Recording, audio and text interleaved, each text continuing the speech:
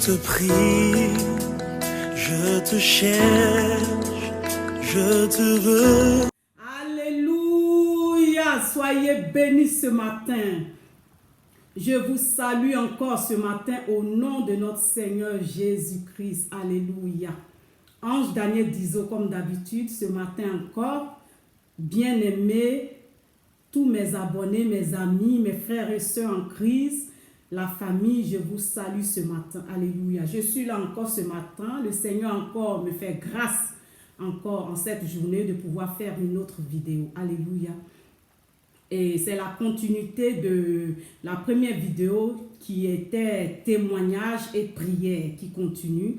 Voilà, je voudrais parler de mon témoignage, de ce que Christ a fait pour moi.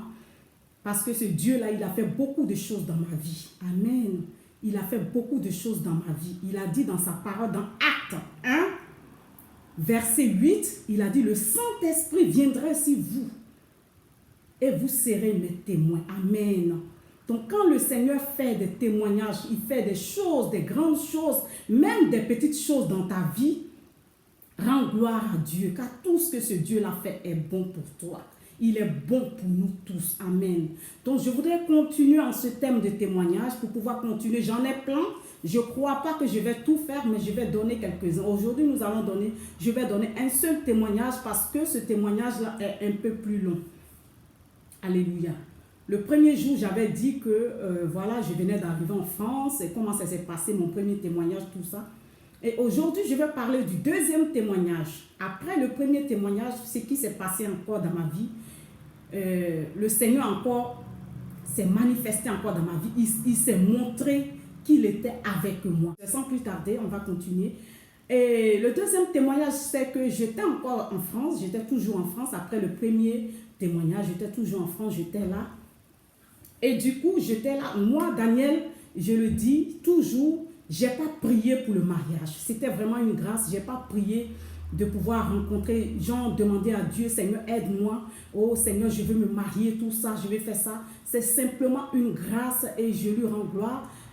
En fait, j'étais là, je ne pensais pas au mariage. Je vivais même encore, après mon baptême, j'étais encore dans les choses du monde. En fait, je n'étais pas encore trop bien enracinée. Donc, j'étais de un pied dedans, un pied dehors. Voilà. Donc c'est comme ça que j'ai rencontré mon mari. On n'était pas encore mariés, on venait de se rencontrer. Je l'ai rencontré chez une tante vraiment qui est une mère pour moi, qui est la mère à mes cousines et mes cousins. Voilà. Et je suis allée chez elle et cette tante était la copine à sa grande sœur. Et c'est comme ça, lui et moi, on s'est rencontrés chez cette maman-là. Et donc, c'est comme ça, c'est parti. Et lui, il vraiment, dans sa vie, il cherchait aussi, il cherchait le mariage, il cherchait vraiment la personne, en tout cas vraiment que le Seigneur vraiment avait choisi pour lui. Il cherchait quelqu'un vraiment pour pouvoir se caser, pour pouvoir vraiment faire sa vie avec. Donc voilà, et c'est comme ça que nous nous sommes rencontrés.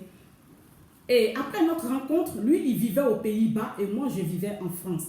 Et il est parti. Et quand il est parti, moi, j'étais là en France.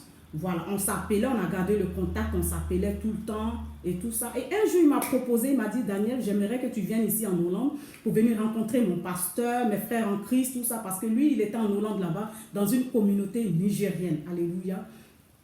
Donc, il est reparti et il m'a proposé cela. Je lui ai dit, ah, tu connais ma situation. Moi, je n'ai pas encore de papier, je ne peux pas voyager pour aller dans un autre pays. Comment faire pour partir? Et si on m'attrape, tout ça, il y avait plein de choses. Donc, je dis, je ne pouvais pas partir. Et il continuait de m'encourager, de me dire non, que je sais que c'est dangereux, mais mettons ça en prière, on va voir, le Seigneur va se manifester, il va faire quelque chose, tout ça. Et donc moi, je priais aussi pour ça, lui, il priait pour ça. Donc voilà, et dans mes prières, je ne sais pas, à chaque fois que je priais pour ça, je ne sentais pas de crainte, je n'avais pas la peur commencer à quitter en moi, je ne sais pas. Et c'est fait qu'on s'est donné une date où je devais venir là-bas. Et pendant ce temps, je n'avais pas de papiers, mais je ne craignais pas, je ne sais pas, il n'y avait pas cette crainte, cette peur en moi qui me disait que si je partais, j'allais être arrêtée ou ceci allait arriver ou tout ça. Mais j'étais là. Même le jour de mon voyage, j'étais en joie. Je chantais même dans le train, les louanges du Seigneur, tout ça. Et il y a un gars même qui m'a dit dans le train, il m'a dit, madame, vous nous dérangez avec vos chants là. Vous ne payez pas des factures ou quoi? Et j'étais là, je rigolais, je souriais. J'ai dit, mon frère, le plus important, ce n'est pas des factures. Parce que toutes ces factures, on va les laisser ici un jour pour partir. C'était ma réponse que j'avais donnée au monsieur. Et voilà, je suis partie en Hollande. Je suis partie, j'ai pris le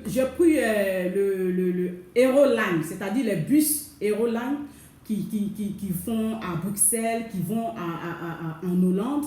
Donc j'ai pris ce Euroline qui partait en Hollande. Voilà. Donc, pendant la nuit, normalement nous sommes quittés à 23h et on devait arriver là-bas à 6h du matin ou à 5h, un truc comme ça. C'est comme les cars qui quittent, comme en Côte d'Ivoire, qui quittent Abidjan, Daloa, souvent Korogo, voilà, dans les longues distances, on arrive là-bas le matin quand ils quittent la nuit. Nous sommes partis et vers 5h du matin, on venait de rentrer dans la frontière du Pays-Bas, en Hollande, et voilà qu'il y avait la police qui était là, qui devait contrôler les pièces d'identité, tout ça. Je vous dis, mes frères, mes soeurs, quand le chauffeur nous a annoncé pour nous dire que voilà, il y a la police hollandaise qui est là pour pouvoir contrôler les pièces d'identité, les passeports, tout ça. Mon cœur a commencé à battre. C'est pour dire que dans ma vie, j'ai beaucoup pris des risques. Voilà. Si tu veux voir la main du Seigneur, mon frère, parce que notre Dieu, il aime vraiment les défis. Il aime vraiment les risques. Si tu t'accroches à lui, que tu crois en lui, mon frère, il ne va pas te décevoir. Quand ils m'ont dit non, les pièces d'identité sont rentrées, ils ont commencé à contrôler tout le monde. Et moi, le seul papier que j'avais sur moi, c'était mon passe Navigo. Vous voyez, le passe Navigo qu'on a ici pour pouvoir prendre le train, tout ça, c'est pas une pièce d'identité. Et j'avais ça seulement sur moi. Les gens sont rentrés, ils ont contrôlé. Arrivé à mon tour, le monsieur m'a dit, donnez-moi votre carte d'identité. J'ai enlevé mon passe Navigo, j'ai donné au monsieur. Le monsieur, c'est un Hollandais, il ne sait pas lire le français, tout ça. Il a regardé, il a dit non. Ça ne ressemble pas à une carte d'identité, tout ça. Il a commencé à parler en anglais. Et il y avait une dame qui était à côté de moi, qui comprenait l'anglais. Moi, je ne comprenais rien. Et la dame parlait avec lui. Elle lui disait, non, que ça, ce n'est pas une pièce d'identité. Moi, je vis en France, que ça, c'est un titre de transport. Juste pour faire le transport, pour prendre le train, le bus, le métro en France. Ce n'est pas une carte d'identité. Donc, je ne savais même pas ce qu'elle disait au monsieur. Donc, la femme était en train de lui dire, genre, je n'ai pas de carte d'identité, donc ils n'ont qu'à faire leur travail. Je ne sais pas ce qu'elle lui disait. Et du coup, quand il a fini avec la dame, il m'a dit, madame, allez, passez. Il me faisait le signe comme ça. Donc, je suis descendue, je l'ai suivi.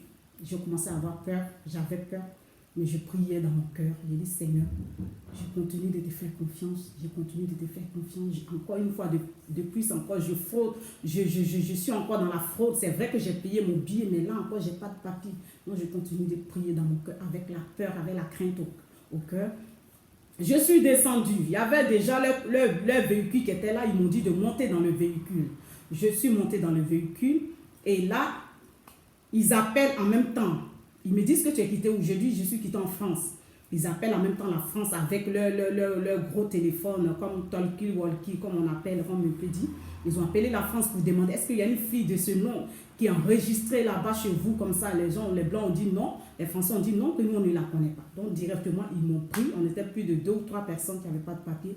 Qui nous ont pris, ils nous ont mis dans leur voiture, ils nous ont envoyés au poste de police en Hollande. Donc, moi, avant de partir, avant qu'on ne bouge, je leur ai dit, est-ce que je peux appeler la personne que je suis venue voir en Hollande? Ils m'ont dit oui. Le monsieur a dit d'accord, il n'y a pas de problème. Tenez le téléphone. Et j'ai appelé mon fiancé pour lui dire, ah, j'ai été arrêté. Il a dit, mince. Il était vraiment choqué. Il a dit, quoi? Comment faire? Et il a dit, passe-moi le policier. Il a demandé au policier, vous l'emmenez où? Dans quel poste de police comme ça, ceci, cela. Le monsieur lui a dit, donné l'adresse, tout ça. Il a dit, vous pouvez venir là-bas pour la voir. Je suis partie. Ils sont partis avec moi. Arrivé là-bas, ils nous ont fouillés, je vous dis pas possible. J'avais une perruque sur la tête, ils m'ont enlevé la perruque, ils ont fouillé dans la perruque, ils ont pris, il y avait des femmes qui étaient la police, ils m'ont envoyé dans un coin où il n'y avait que les femmes là m'ont fouillé, je vous dis, même sous mes aisselles, dans nos parties intimes, ils nous ont fouillé partout, je vous dis, dans mes cheveux partout, pour voir si je cachais peut-être la drogue ou quelque chose comme ça. Ils m'ont fouillé, j'ai dit de la tête jusqu'à la plante des pieds, ils nous ont fouillé dans mes affaires. J'avais une petite valise, ils ont tout fouillé mes affaires. J'avais un peu d'argent, en fait, j'avais 180 € dans tout ça, ils ont pris, ils ont tout gardé, bijoux, tout ce que j'avais, ils ont pris. Et ils m'ont mis dans une chambre en détention, j'étais là-bas. En fait, en poste de police où j'ai fait 3 jours, j'étais là-bas.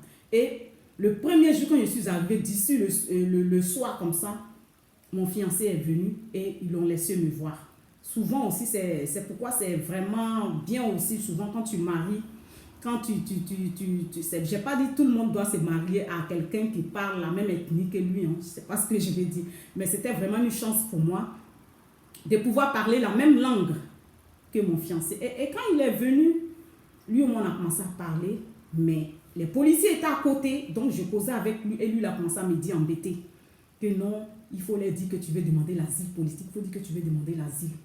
Voilà, quelqu'un va te donner. Donc, il commençait à me donner déjà des trucs que je dois dire, tout ça. Et après, il est parti. Donc, après, ils m'ont proposé un avocat. Ils m'ont dit, il y a un avocat d'office qui va venir, madame. Un avocat venir, tout ça. Il me faisait des signes. Donc j'attendais avocat. Avocat, ils disent avocat aussi comme les Français. Donc, j'ai dit, d'accord. Donc, mon fiancé m'avait déjà tout dit, ils vont t'envoyer un avocat, tout ça, qui parle français, tu vas parler avec lui. C'est à cet avocat-là que tu vas lui dire que tu veux demander l'asile. Donc, c'est comme ça. Et le lendemain, l'avocat est venu, je lui ai dit, je vais demander l'asile, tout ça. Il m'a demandé, vous êtes en France pendant combien d'années? J'ai expliqué tout ça. Il m'a dit, vous n'avez jamais demandé l'asile en France? J'ai dit non. Il dit, non, dans les pays européens, ici, il n'y a pas un autre pays qui a tes empreintes, tout ça. J'ai dit non, tout ça. Ils m'ont dit d'accord. Et c'est comme ça que j'ai demandé l'asile. Et l'avocat est en train de parler. Après les 3 jours à la police, ils m'ont envoyé dans une détention, c'est-à-dire genre une prison de femmes. Ce n'est pas une prison en tant que telle, mais c'est une prison, on peut dire ça comme ça. Mais vous êtes là-bas pour un moment, voilà. Donc j'étais là-bas, donc j'étais, si on veut dire, en prison, en détention, pour cause de sans-papier. J'étais là-bas. Imaginez-vous mes frères et mes soeurs. J'étais là-bas. Je ne faisais que prier. Au début, j'étais seule dans ma chambre. Et après, il y a une dame qui m'a ramenée dans ma chambre. Je vous dis que la venue de cette dame, c'était vraiment trop fort.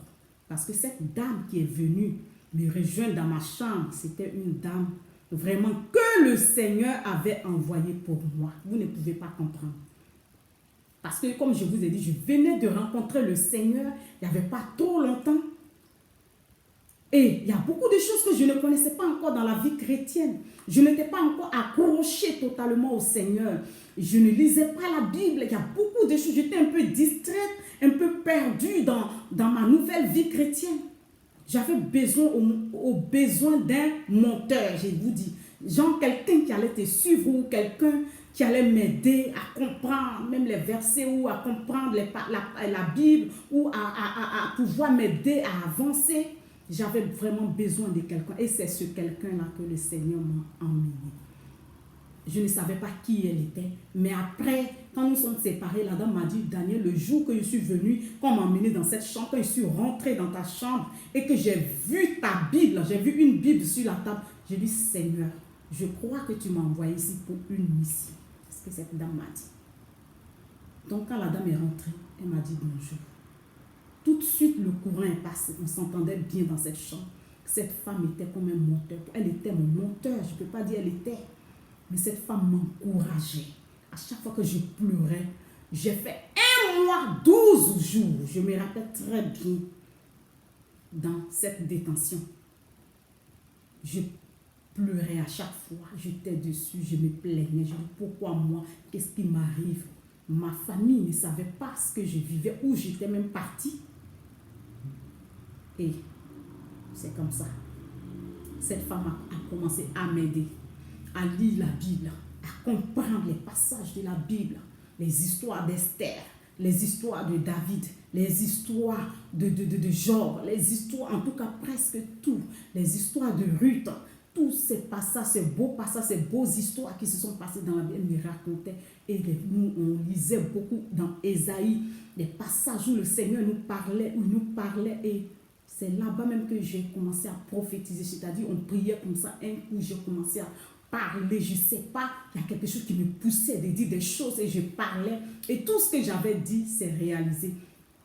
Parce qu'elle et moi, quand on priait, on s'est levé à 4 heures, on priait jusqu'à 6 heures, on faisait 2 heures de prière et le Seigneur se manifestait. Et en ce moment, elle m'encourageait, elle me disait, Daniel, allons-y évangéliser. Le Seigneur nous envoie ici, ce n'est pas pour rien. Il y a plein de filles, d'autres filles qui ont leur chambre à côté de nous. Ces filles-là ne connaissent pas le Seigneur. Et c'était comme ça, on évangélisait en prison, on parlait au Seigneur. Les gens, toutes ces autres filles venaient chez nous quand elles avaient besoin de réconfort. Quand elles pleuraient, elles venaient chez nous, on leur donnait des conseils, on les consolait avec la parole de Dieu, on priait ensemble. C'est-à-dire, notre chambre était devenue comme une église. Alléluia. Et là-bas, je crois que j'ai reçu beaucoup de choses. Le Seigneur m'a formé, il m'a aidé à pouvoir supporter ce moment qui n'était pas facile. C'est-à-dire, c'est 1 mois, 12 jours, le Seigneur m'a aidé à travers cette femme. Amen. Ma foi a commencé à s'agrandir. C'est comme, je ne me sentais plus maintenant en prison, je me sentais à l'aise, je me sentais utile. C'est-à-dire, je me disais que oui, je suis venue pour quelque chose, pour venir aider les autres, parler du Seigneur. Et c'était ce qu'on faisait tous les jours, jusqu'à ce qu'on a commencé à prier. On a dit, Seigneur, viens à notre secours. C'est que tu nous as envoyé pour faire, on a commencé à le faire. Seigneur, viens nous libérer. On veut maintenant sortir, rejoindre nos familles, tout ça. On a commencé à prier. Et c'est ce jour-là que j'ai prophétisé. Et les paroles de prophétie qui sont sorties dans ma bouche, ce sont ces paroles qui disaient que ne vous inquiétez pas, vous allez sortir dans quelques jours, mes enfants. C'était bien précisé, dans quelques jours, vous allez sortir. Que je vous aime, je vous aime, je vous aime, je suis avec vous, je suis avec vous, je suis l'Éternel des amis. C'est ces paroles-là qui sortaient dans ma bouche. Et la femme, elle était tellement dans la joie parce que c'est elle qui avait fait cette prière, demander à Dieu de nous parler, de nous donner un signe, de te manifester. Et c'est arrivé. Et moi aussi, je priais de mon côté, du Seigneur, je ne voudrais pas sortir d'ici et laisser cette femme ici, ou cette femme sortir, me laisser ici. De la manière qu'elle et moi, on est liés, on a commencé à faire beaucoup de choses. Elle est comme ma mère, maintenant elle est comme ma soeur. Je n'ai pas envie, parce que si entre nous un sort et l'autre reste, je me demande comment la personne peut-être va se sentir affaiblie, ou la personne va se sentir seule, tout ça. Donc Seigneur, fais-nous sortir le même jour, ou si je sors le lendemain, il faut qu'elle sorte, ou elle sort, moi je sors. Donc c'était ma prière dans mon cœur. Mes frères et sœurs, on était dans cette chambre en détention. On n'avait pas de montre, on n'avait rien du tout. Mais au début, on a confié ça au Seigneur, on a dit, Seigneur, dès qu'il est 4 heures du matin, donne-nous un signe qui va nous réveiller, Seigneur Jésus. C'était notre prière dès le début. Et je vous dis que on ne s'est jamais réveillé à 4h05, ni à 4h10, ni à 5h. Mais il y avait un bruit qui sonnait dans mes oreilles à chaque fois qu'il était 4 heures. Comme s'il y avait un oiseau qui chantait dans mon oreille. Un petit bruit qui faisait quoi. Ce bruit-là, à chaque fois qu'il est 4 heures. Et quand je me réveille, qu'on allume la télé, on avait une petite télé, qu'on allume la télé, on voyait sur le tube de la télé, on voyait l'heure qu'il était 4 heures. Et chaque fois, c'était comme ça. Personne ne nous réveillait. C'est nous, jusqu'à ce qu'on priait tellement que les gardiens même venaient toujours taper nos chambres pour dire qu'on fait trop de bruit. Ils s'énervaient toujours contre nous. Mes frères, c'était la prière et Dieu s'est manifesté. Et après les 1 mois, 12 jours, le 12e jour, j'étais là comme ça. Ils sont venus taper à notre porte dans la journée parce que on venait de prier. J'ai dormi jusqu'à 11h. Le monsieur est venu nous réveiller. Il a dit, qui est Ange Daniel? Doura Ange Daniel, il est venu. Et il est venu, quand il est venu, il a dit, oui, vous sortez aujourd'hui. J'ai dit, quoi? Et j'ai commencé à pleurer. La maman et moi, on s'embrasse, on commence à pleurer. Il dit, Seigneur, ne laisse pas cette maman longtemps ici, ne la laisse pas. Seigneur, comme je t'ai prié, ne laisse pas ma maman ici, ne laisse pas. Je priais comme ça et je suis partie. Tout le monde était content pour moi. En tout cas, le Seigneur s'est manifesté. Et l'avocat me disait que non, au début, il me disait que non, c'est pas facile ici, en Hollande, pour demander pour avoir l'asile politique. Mais mes frères et sœurs, quand je suis sortie, 2 mois après, on m'a appelé pour me dire que mon asile a été accepté. Vous ne pouvez pas comprendre. On m'a donné 5 ans pour vivre sur le territoire hollandais. Alléluia. Je vous laisse avec ces paroles en vous disant que vraiment, le Seigneur est là à ta porte. Il a dit, quand je tape, celui qui me laisse entrer, je rentrerai dans sa vie. Donc, il tape ta porte en ce moment. Ouvre-lui la porte de ton cœur pour qu'il puisse rentrer pour te faire du bien. Demeurez bénis, Ange Daniel Dizo. Abonnez-vous à ma chaîne. YouTube, qui est Ange Daniel Dizo, et Facebook, c'est Audrey Dizo, et Instagram, Audrey Dizo 2015. Abonnez-vous, mes frères et sœurs, pour ne rien rater, parce qu'il y aura beaucoup de choses pour la gloire de Dieu. Vous vous abonnez, c'est pour le Seigneur. Vous vous abonnez, c'est pour recevoir quelque chose qui va vous envoyer en avant, qui va vous toucher, qui va vous motiver. Alléluia. Et que le Seigneur soit béni, qu'il vous bénisse dans toutes vos affaires, dans toutes vos entreprises, que tout ce que vous allez toucher cette semaine marche dans le nom du Seigneur.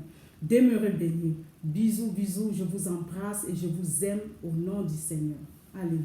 Au revoir et à bientôt. Merci.